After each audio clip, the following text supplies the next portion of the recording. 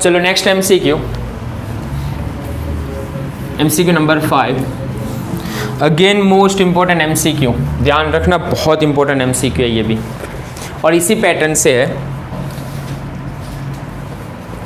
The equilibrium constant for the reaction, एक reaction है H2 plus CO2 equilibrium, और सामने क्या बन रहा है H2O प्लस कार्बन मोनोऑक्साइड, सब गैस फॉर्म में बैलेंस इक्वेशन है।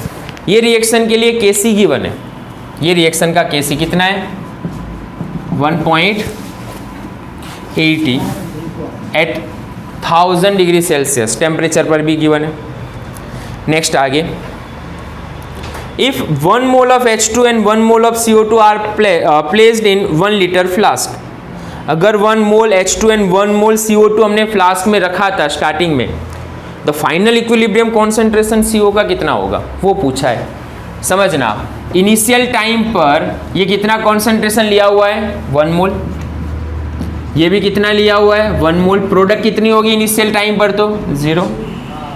चलो कौन से टाइम पर, एट इक्विलिब्रियम टाइम पर। अब कितना होगा कॉन्सेंट्रेशन गिवन नहीं है, आगे वाले में गिवन था कि हाफ हो गया, यहाँ पर गिवन नहीं है। जब गिवन नहीं है तब एक्स एज्यूम कर लेंगे हम। तो यहाँ पर कितनी प्रोडक्ट बन रही है, मान लो कितनी प्रोडक्ट है ये एक्स, ये भी कितनी प्रोडक्ट है एक्स, तो ये 1 मोल से कितना होगा बोलो -x, इसका कॉन्सेंट्रेशन कितना होगा 1 -x, इसका कॉन्सेंट्रेशन कितना होगा 1 -x। स्टार्टिंग में ये 1 था, ये 0 था, कितना बना ये x बना, तो 1 में से माइनस कर दो x। क्लियर है ना, ये फ्रैक्शन के फॉर्म में लिखते हैं हम, यहाँ पर परसेंटेज के फॉर्म में नहीं लिखते।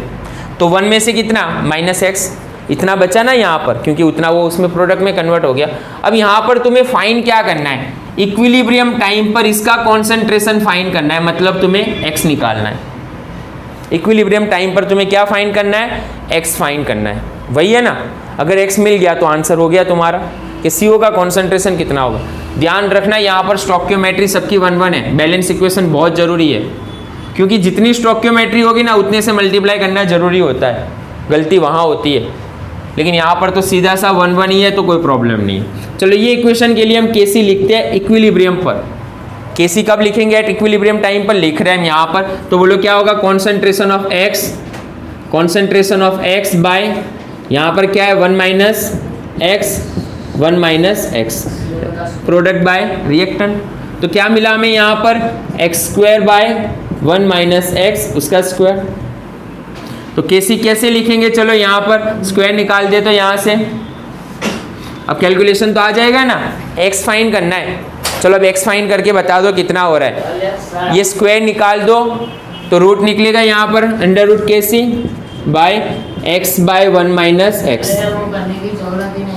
अब Kc की वैल्यू गिवन है 1.80 गिवन है, बस x कितना आ रहा है वो फाइन करके दे, तो वही तुम्हारा आंसर है, जो x आ रहा है वही तुम्हारा आंसर है।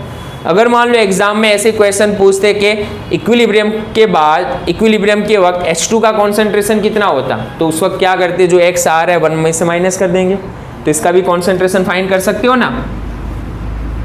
तो कितना आता है उसका आंसर 1 - x कर देंगे, लेकिन x कितना आ रहा है वो आंसर फाइन करके बताओ यहाँ पर, बहुत इंपॉर्टेंट। तो x जो आ रहा है वही तुम्हारा आंसर है यहाँ पर, और किसका कॉन्सेंट्रेशन मिलेगा, ये CO या H2O दोनों राइट है। कितना आंसर आ रहा है वो देख लो।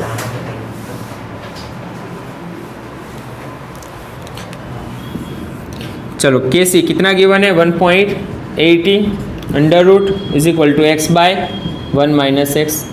1.80 का अंडर रूट कितना आ रहा है 1.34 x 1 - x,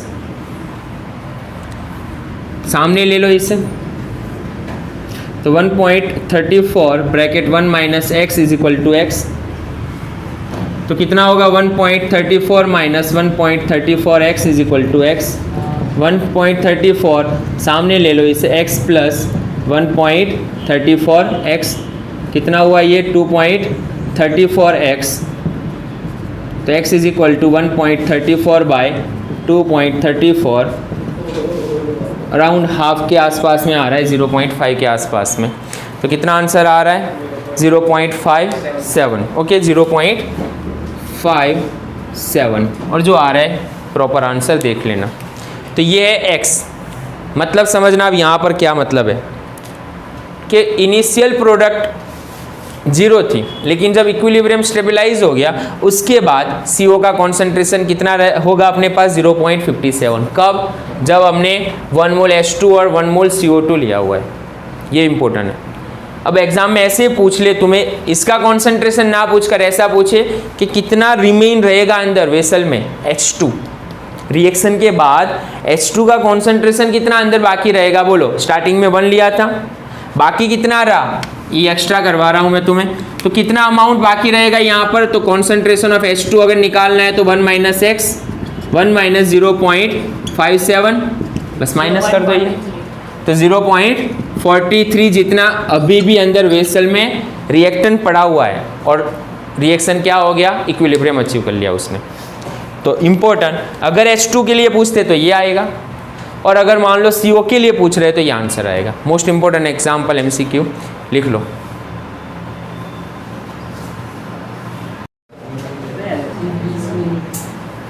चलो नेक्स्ट MCQ।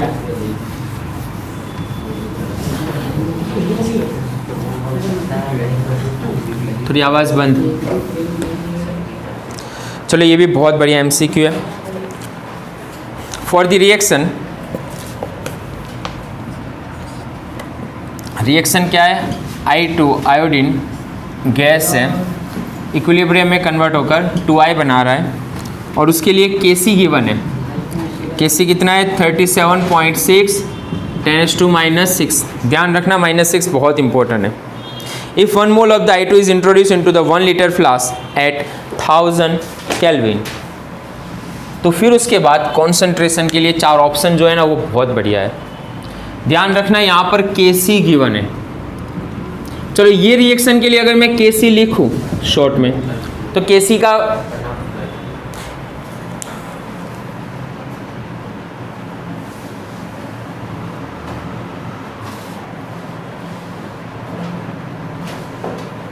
चलो ये रिएक्शन के लिए Kc या कोई भी रिएक्शन के लिए Kc के लिए क्या होता है? आंसर बहुत शॉर्ट एंड स्वीट निकाल रहे हैं, ऑप्शन देखना, ऑप्शन के हिसाब से आंसर निकाल रहे हैं। तो Kc क्या होता है? Concentration of product bye concentration of reactant लिख सकते हैं, या फॉरवर्ड या बैकवर्ड। अब फोकस करो यहाँ पर, Kc का डेटा बहुत कम है, यस है, -6 है। इसकी वैल्यू क्या है? Very low. अगर मान लो Kc कम है तो प्रोडक्ट का अमाउंट क्या होगा उस वक्त? कम, और उस वक्त रिएक्टेंट का अमाउंट क्या होगा? ज़्यादा होगा। ये देखकर ही समझ में आ रहा है ना हमें। अगर Kc की वैल्यू क्या है? Kc की वैल्यू अगर बहुत कम है तो प्रोडक्ट क्या होगी उस वक्त? कम, और रिएक्टेंट की वैल्यू क्या होगी? ज़्यादा होगी। तो यहाँ से हम रिलेशन तो निकाल ही सकते हैं कि अब रिएक्शन में एट इक्विलिब्रियम पर किसका कॉन्सेंट्रेशन ज़्यादा होगा? ये दोनों में से, या दोनों का कॉन्सेंट्रेशन इक्वल होगा, या नन ऑफ दिस। तो क्या समझ में आ रहा है हमें? यहाँ पर ये रिलेशन देखकर समझ में आ रहा है कि यस I2 का कॉन्सेंट्रेशन, क्योंकि रिएक्टेंट है, ज़्यादा होगा किसकी कंपेयर में? आयोडीन की कंपेयर में। या ऐसे भी कह सकते हैं रिएक्शन कौन से डायरेक्शन में शिफ्ट होगी, फॉरवर्ड या बैकवर्ड? तो रिएक्शन बैकवर्ड डायरेक्शन में ज़्यादा शिफ्ट है, क्योंकि ये ऐसे ही पड़ा हुआ है। रिएक्टेंट क्या है? अभी ऐसे ही पड़ा हुआ है अंदर। तो ये वाला आंसर राइट। और आंसर कैसे निकाल रहे हैं वो ध्यान से, बहुत इंपॉर्टेंट MCQ, 1 लाइनर MCQ है लेकिन बहुत इंपॉर्टेंट है। अगर मान लो ये डेटा चेंज हुआ, Kc चेंज हो रहा है, तो उसके हिसाब से प्रोडक्ट और रिएक्टेंट का कॉन्सेंट्रेशन भी चेंज होगा। तो फोकस कहाँ पर करोगे? Kc पर करोगे। अगर कॉन्सेंट्रेशन फाइंड आउट करना है तुम्हें कि एट इक्विलिब्रियम पर कितना रिएक्टेंट अंदर है या कितनी प्रोडक्ट अंदर है। पूरा कैलकुलेशन करना हो तब भी कैलकुलेशन कर सकते हैं कि I2 का कॉन्सेंट्रेशन कितना रहा, आयोडीन का कितना रहा, वो भी कैलकुलेट कर सकते हैं हम। इनिशियल कॉन्सेंट्रेशन गिवन है, फाइनल x एज्यूम कर लेंगे, है ना, इक्विलिब्रियम पर, तो वहाँ से x निकाल देंगे तो इसकी वैल्यू आएगी, इसकी वैल्यू आएगी, फिर जो इसकी वैल्यू ज़्यादा उसके हिसाब से आंसर। तो आयोडीन की वैल्यू ज़्यादा होगी, कैलकुलेशन करने की ज़्यादा ज़रूरत नहीं हमें, डायरेक्ट 1 लाइनर आंसर लिख लो। चलो नेक्स्ट MCQ 7 नंबर, अगेन बहुत मोस्ट इंपॉर्टेंट MCQ, बहुत इंपॉर्टेंट MCQ ये भी 7 नंबर। चलो ध्यान से डेटा रीड करो। 1.1 mole of A is mixed with 2.2 mole of B and mixture is kept in 1 liter flask till the equilibrium। और एक रिएक्शन है, बैलेंस इक्वेशन गिवन है, equilibrium and 2C plus D है, is reached at equilibrium 0.2 mole of the C is formed।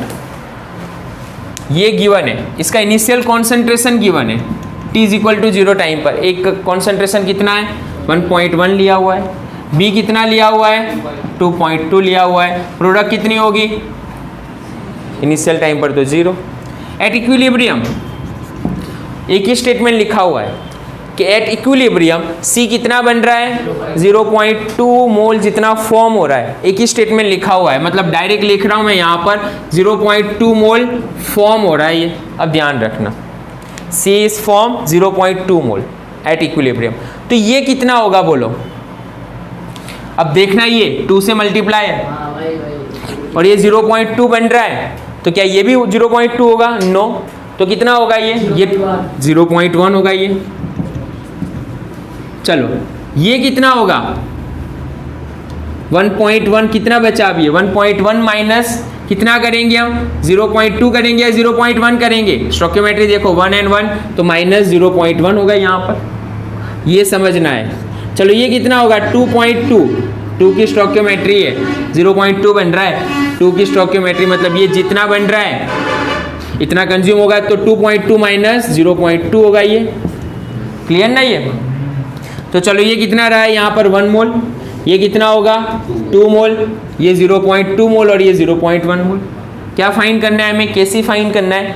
तो अब तो Kc तो simple है ना, Kc इज इक्वल टू इसका कॉन्सेंट्रेशन 0.2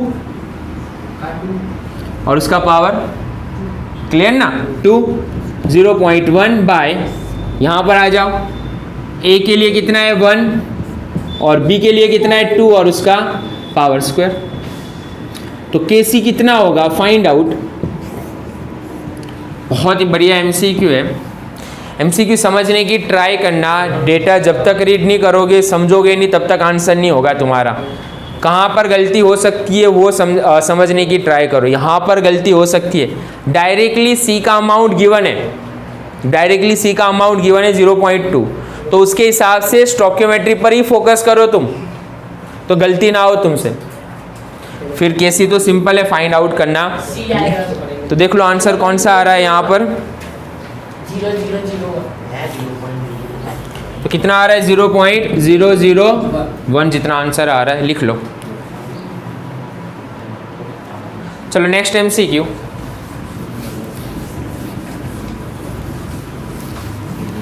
MCQ नंबर 8 क्या है? When 3 moles of ethyl alcohol are mixed with 3 moles of acetic acid, CH3COOH C2H5OH, acetic acid ethyl alcohol के साथ रिएक्शन करके क्या बनाता है?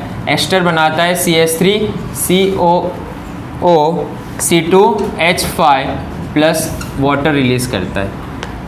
अब यहाँ पर क्या क्या गिवन है कि स्टार्टिंग में T is equal to 0 time पर ये कितने मोल लिए 3 मोल, ये भी कितने मोल्स 3 मोल्स लिए, ये कितना होगा स्टार्टिंग में? तो प्रोडक्ट 0।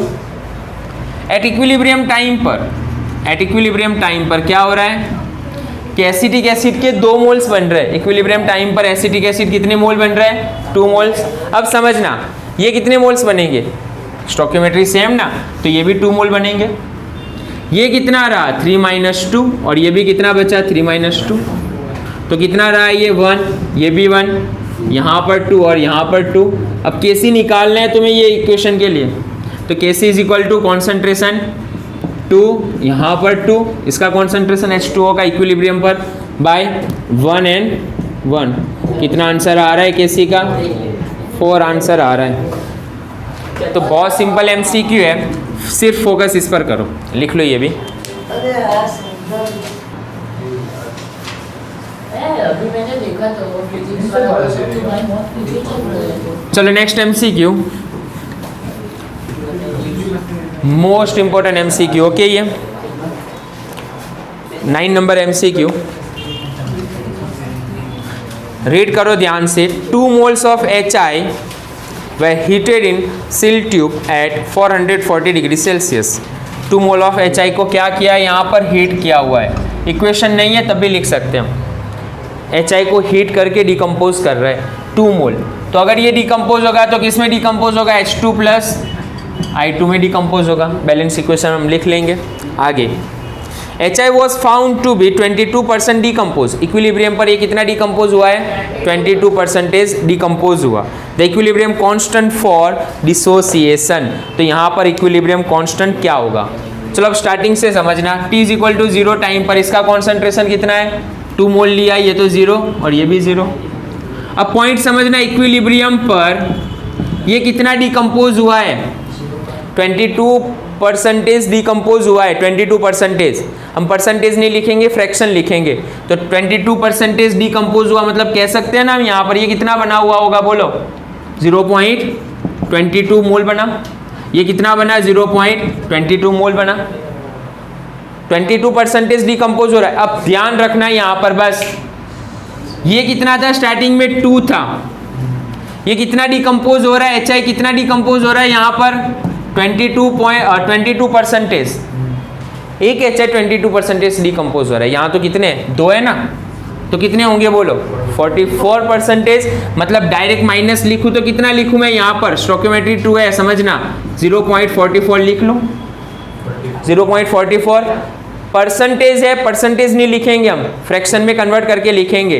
तो कहाँ से लिखा, समझ में आ गया ना, ये 22% है।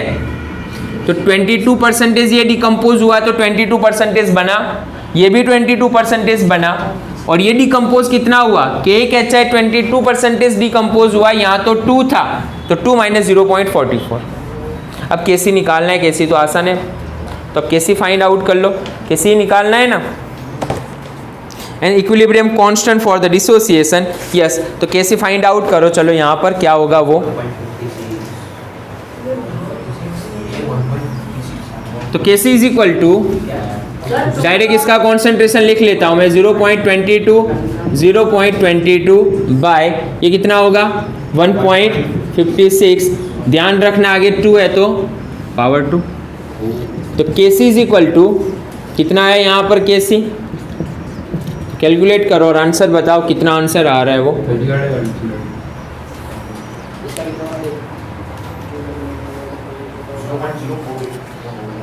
कितना आ रहा है, 0.0199, 0.0199 ये आंसर आएगा।